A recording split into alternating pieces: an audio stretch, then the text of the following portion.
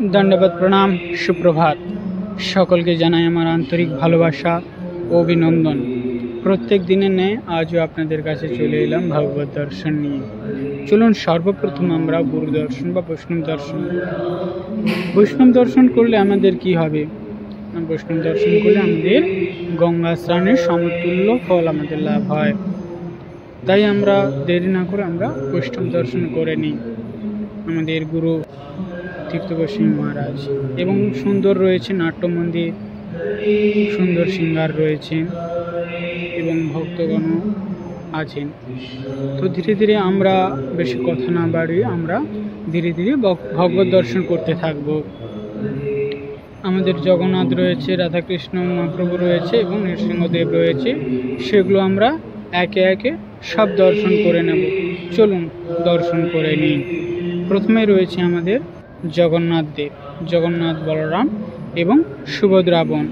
সঙ্গে কিন্তু রয়েছেন আমাদের সুদর্শন, সুন্দর সিঙ্গার রয়েছেন। আমরা জগন্নাথ সম্পর্কে কম বেশি সকলেই আমরা জানি, তার রথযাত্রা সম্পর্কেও আমরা জানি।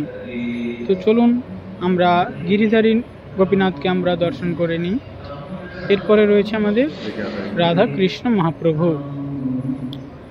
কৃষ্ণের শক্তি তত্ত্ব হচ্ছে রাধারানী, আর রাধা কৃষ্ণের মিলিত তনু হচ্ছে চৈতন্য মহাপ্রভু, যিনি মায়াপুর ধামে আবির্ভূত হয়েছেন।